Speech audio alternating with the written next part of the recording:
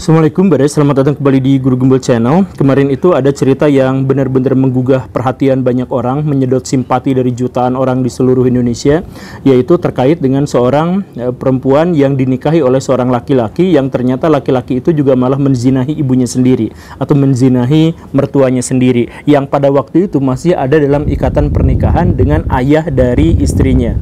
Jadi ini adalah sesuatu yang sangat mengerikan. Ini double perselingkuhan antara anaknya sama orang tuanya, sama-sama menjadi korban perselingkuhan dari pasangannya masing-masing, yang tentu saja adalah anak dan orang tuanya sendiri juga.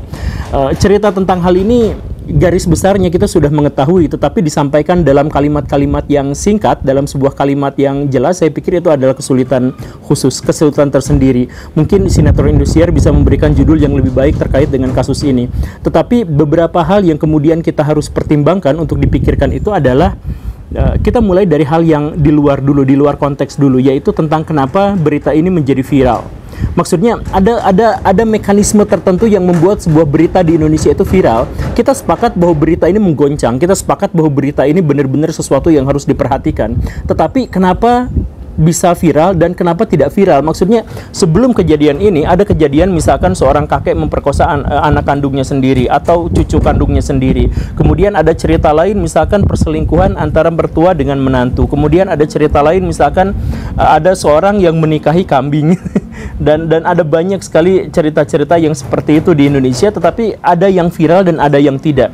Makanya mekanisme untuk menjadi viral itu adalah sesuatu yang lain gitu, sesuatu yang mungkin butuh penelaahan khusus bagaimana ceritanya ini bisa viral atau tidak begitu. Atau mungkin ini juga adalah sesuatu yang dijanjikan Tuhan. Kan Tuhan itu pernah berfirman bahwa ada dosa-dosa tertentu yang membuat seseorang itu mendapatkan balasan langsung di dunia. Tidak harus menunggu di akhirat gitu, tapi langsung di dunia. Apakah viralnya cerita seperti ini sehingga mengundang banyak sekali simpati dan akhirnya memojokkan satu pihak, dalam hal ini adalah pihak yang berselingkuh? Apakah ini adalah kutukan atau ini adalah balasan dari Tuhan? Kita tidak tahu itu. Kita tidak berwenang untuk mengatakan bahwa ini adalah musibah dari Tuhan atau tidak, tetapi setidaknya kita bisa mengambil pelajaran dari sini. Tapi sebelum kita mengambil pelajaran juga ada beberapa tema yang atau ada tema lain yang harus kita bahas, misalkan tentang dilema moral. Dilema moral diantaranya adalah terkait dengan si perempuan, si istri. Apakah si istri itu layak untuk juga memegang saham kebersalahan? Kan ceritanya adalah bahwa si istri itu sebenarnya sudah mengetahui, sudah memergoki kisah perselingkuhan antara suaminya dengan ibu kandungnya sendiri. Dia mengetahuinya, atau setidaknya dia sangat-sangat mencurigainya. Tapi kemudian dia katakan bahwa semoga dengan pernikahan itu maka hubungan haram itu akan berakhir. Tetapi kan pada faktanya pada waktu itu dia telah membuka pintu selebar-lebarnya untuk perselingkuhan itu terjadi lebih intens lagi. Kan kalau misalkan terjadi ikatan pernikahan, berarti si ibu mertuanya dengan si suaminya itu lebih memiliki alasan untuk ada dalam satu bangunan atau satu rumah yang sama. Mereka lebih memiliki alasan untuk sering bertemu dan sebagainya. Kan berarti seperti itu.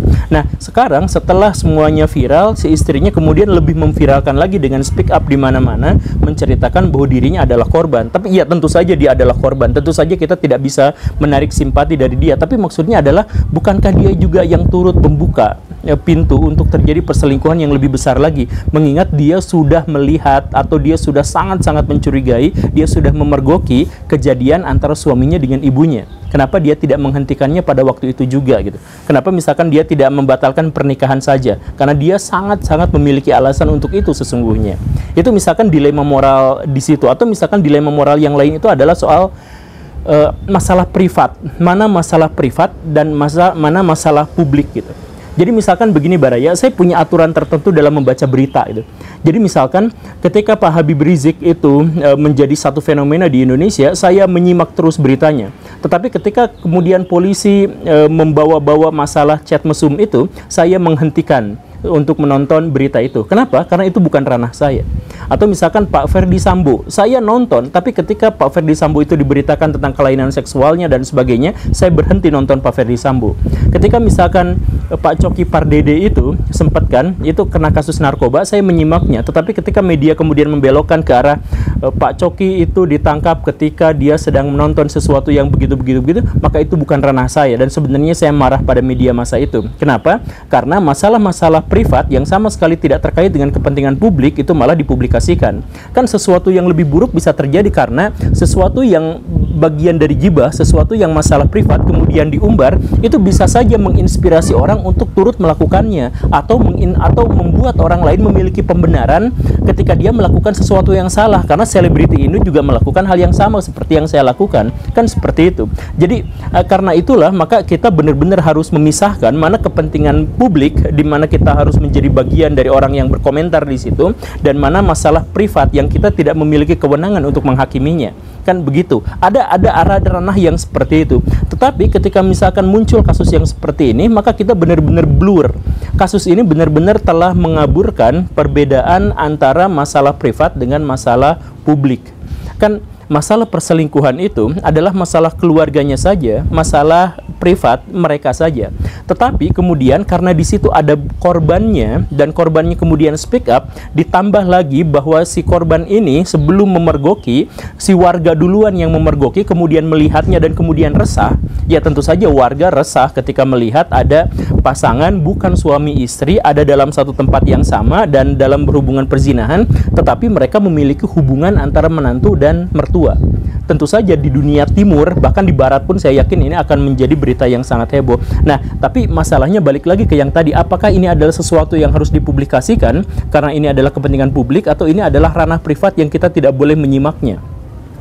Atau kemudian kita balik lagi ke tema yang tadi itu, yang tema awal itu, tema teologis, bahwa ada mekanisme tertentu yang Tuhan tentukan di mana orang-orang yang memang layak untuk dibongkar aibnya itu kemudian dibongkar ke publik.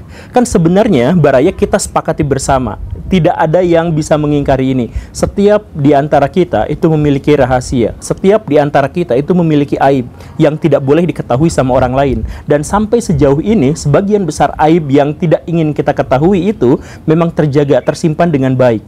Tapi ada kondisi tertentu di mana Tuhan kemudian mengatakan bahwa aib kamu akan saya bongkar langsung kalau misalkan kamu melakukan sesuatu yang jahat. Sesuatu yang jahat itu biasanya yang terkait juga yang mengorbankan pihak lain. Apakah ini juga adalah bagian dari hukuman Tuhan itu, sehingga ketika aibnya dibongkar kepada publik, ini jadi kepentingan publik karena Tuhan sendiri yang ikut campur atas pembongkaran ini? Ya, tentu saja itu adalah jawaban untuk orang-orang yang beragama. Kalau orang yang tidak beragama, yang ateis, yang agnostik, ya itu silakan cari jawaban sendiri. Tapi ya dari sini kita misalkan mulai harus berpikir ulang tentang moral kita, tentang etika kita dan sebagainya. Yang jelas kita punya aib dan kita tidak mau aib kita terbongkar. Kalau misalkan aib pada akhirnya terbongkar, mungkin kita harus introspeksi bahwa memang ada sesuatu yang salah dalam diri kita. Mungkin kita ngeduluin ngebongkar aib orang lain, padahal itu bukan ranah kita dan sebagainya, sehingga kita mendapatkan karmanya. Mungkin kan seperti itu.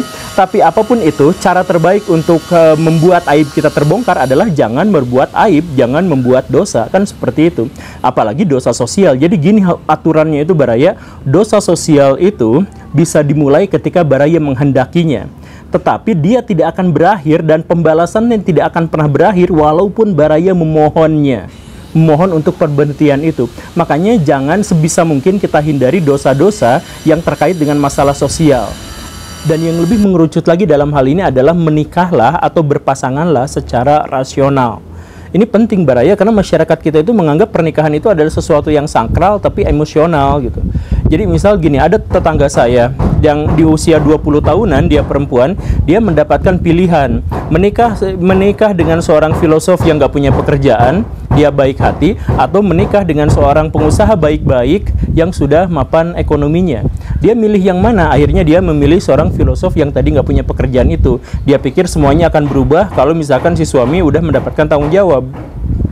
Tapi pada kenyataannya tidak seperti itu. Si filosof ingin punya banyak anak tetapi tidak mau mengasuhnya. Si filosof pengen punya istri tetapi tidak mau menafkahinya. Dan akibatnya apa? Bahkan setelah mereka berpisah dan bercerai, ternyata si istri itu tetap saja menanggung penderitaan karena memiliki banyak sekali anak yang butuh tuntutan ekonomi dan dia tidak bisa menghidupinya. Dan kemudian dia juga membutuhkan penghiburan karena anak-anaknya pada trauma ketika ibu dan ayahnya bercerai. Kan dampaknya sangat besar. Baraya pernikahan itu, Baraya umur berapa tahun ketika menikah? 20 tahun, 30 tahun? Ya, Baraya mungkin akan hidup dalam pernikahan itu 50 tahun, 60 tahun. Kan mungkin seperti itu. Jadi usia pernikahan itu akan jauh lebih panjang daripada ketika Baraya melajang. Maka pikirkan baik-baik ketika Baraya mau menikah.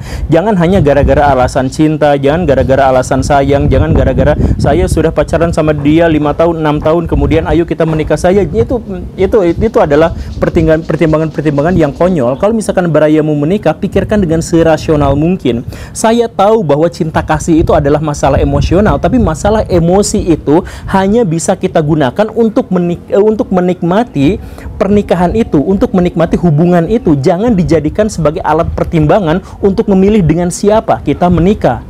Jadi gini Baraya, mencintai itu hewani. Rasa ketertarikan pada lawan jenis itu hewani. Sebab hewan pun memiliki hal yang seperti itu. Tetapi untuk menjadi manusia, Baraya bisa mempertimbangkan secara rasional. Baraya punya anak, misalkan punya anak itu hewani, karena hewan juga bisa punya anak. Yang memisahkannya dengan kita sebagai manusia adalah kita bisa mendidiknya dan membangun sosialisasi kepada anak itu agar dia bisa menjadi bagian dari masyarakat yang terlatih dan terdidik. Kan seperti itu. Menikah itu atau berhubungan seksual itu, maaf ya, berhubungan seksual itu adalah masalah hewani. Hewan juga melakukan hal yang sama. Untuk menjadikannya itu adalah manusiawi, maka dia harus disertai dengan tanggung jawab.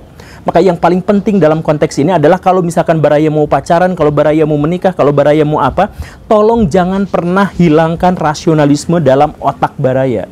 Karena bagaimanapun itu yang paling menentukan kehidupan Baraya di masa depan. Jangan sampai terjebak pada kisah si perempuan yang tadi itu, yang walaupun dia sudah mengetahui, dia sudah benar-benar mengetahui, tetapi dia mengabaikannya karena cinta kasih. Semoga bermanfaat. Terima kasih karena sudah menyimak. Saya Guru Gembul. Assalamualaikum warahmatullahi wabarakatuh.